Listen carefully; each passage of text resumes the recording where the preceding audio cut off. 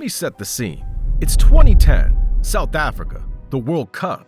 Ghana is the last African nation left. The entire continent is behind them. Quarterfinals, 120th minute. The match is tied 1-1. Ghana gets a corner. History is about to be made. But then, Luis Suarez, standing on the goal line, jumps up and obliterates the ball away like he's prime Shaq. Red card, penalty for Ghana. One kick, one chance to send an African nation to the semis for the first time ever. Asamoah Gyan steps up. 40 million hearts are pounding. He misses. Ghana eventually loses in penalties. Suarez, watching from the tunnel, celebrates like he scored a hat trick.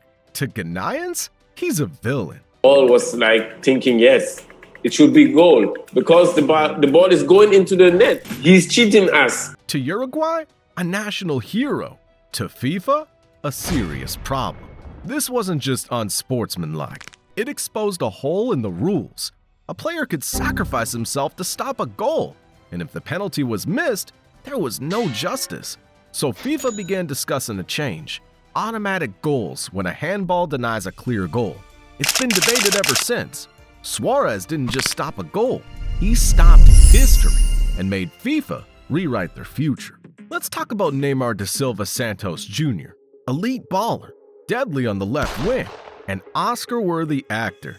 2018 World Cup, Brazil versus Mexico. Neymar gets a light tap on the ankle. He drops like he got sniped from the roof. The man rolls over 5 full times. Someone counted. Memes exploded. TV commentators were laughing live. The Neymar challenge went viral. Kids, pets, entire schools rolling around in malls and football fields. Now, diving's always been part of football, but Neymar took it far beyond what it was. He turned it into full-blown performance art. And get this, even though everyone knew he was flopping, referees still gave him free kicks. Why? Because technically, some contact did happen, and referees had no tech to say. So FIFA stepped in. They enhanced VAR, specifically to review simulations and exaggerated reactions. Now, if you fake it, yellow card. Try to con the ref in the box? VAR checks every penalty. In fact, Neymar's antics caused leagues like the Premier League and Serie A to add video reviews for dives. And if caught, players could be suspended after the game. Neymar didn't just roll on the floor. He rolled FIFA into a whole new rulebook. Sergio Ramos doesn't defend. He hunts. He's not just Spain's most decorated defender. He's also the guy most likely to injure you mid-celebration. 20 red cards in La Liga, 4 in Champions League. That's not aggressive. That's a lifestyle. Let's rewind to the 2018 Champions League final. Liverpool versus Real Madrid. It's 30 minutes in. Mo Salah breaks through. Ramos tracks him. Then, WWE takedown. He locks Salah's arm, throws him to the ground. Salah lands on his shoulder and can't continue. Millions of Egyptian fans watching around the world had their hearts shattered. Their World Cup hero? Gone. But here's the thing. It wasn't technically illegal, just Ramos being Ramos. UEFA knew it was bad optics, so they had VAR reviews for off-the-ball fouls and wrestling-style holds. Even now, VAR checks for grapples on corners, mainly because Ramos started treating them like UFC clinches. He also forced rule revisions on dangerous tackles, high elbows, repeat foul accumulation. In short, Sergio Ramos forced 4 different rule tweaks in 5 years. So next time you complain about a soft red card, just remember, Ramos walked so those rules could slide tackle. Let's go back to 2010. World Cup, England versus Germany. It's the most iconic rivalry in international football, and England is trying to come back from a 2-1 deficit. Frank Lampard takes a shot from outside the box. The ball smashes off the crossbar, bounces over the line, then comes back out. Everyone saw it. The crowd, the commentators, even the camera guy knew that ball went in. Everyone except the referee. No goal, no VAR, no goal line tech, just vibes and missed calls. The score says 2-1. England loses 4-1. The game becomes infamous. Not for goals, but for the goal that never counted. The backlash? immediate. FIFA got ripped apart in the media.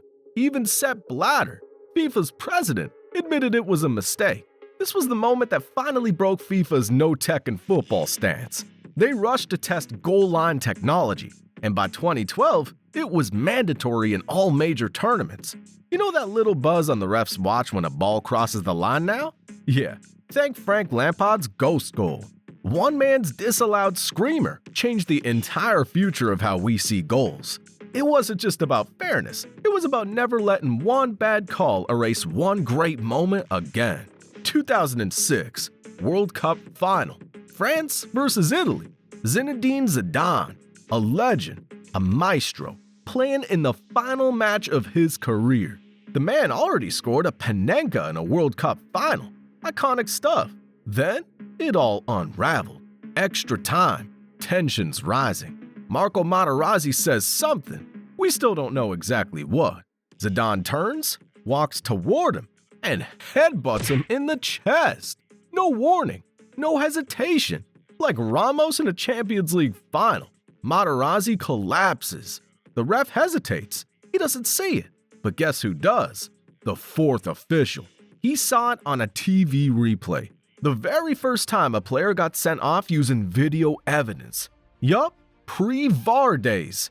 Zidane literally caused proto-VAR to be born. He's shown a red card, walks past the trophy as he leaves the pitch. France loses. Zidane ends his career with a headbutt and heartbreak. The aftermath? FIFA was forced to write new disciplinary protocols. They added video review for violent conduct, even if refs don't see it live. Now, you could get banned or fined after a game based on footage alone. All because Zidane couldn't just retire with class. He had to go out like a French supervillain. Let's be clear, Mourinho never breaks the rules. He bends them like free kicks. Smooth, sneaky, and always on target. Whether he's parking the bus or using Jedi mind tricks on referees, the man's a tactical genius and a serial time waster. You're winning 1-0 in the 80th minute? Mourinho's team starts magically cramping up. The physios come out. Players take 30 seconds to walk off. Goalkeepers set the ball like they're performing surgery. At his peak, Mourinho was wasting over 10 minutes of game time in the last 15. Opposing fans were furious. Commentators called it anti-football, but it worked. So FIFA stepped in. They updated rules to add substitution exit zones. You can't walk across the pitch like it's a retirement lap anymore. Track time wasting per player. Refs now add time for every slow goal kick, throw-in, and fake cramp. And most recently, FIFA's testing 60-minute games with a stopped clock, like basketball. Because Mourinho mastered the clock so hard, they want to delete it entirely. The guy really said, if I can't beat you with goals, I'll beat you with seconds. Mourinho didn't just park the bus. He took the wheels, the keys, and made you late for your next match.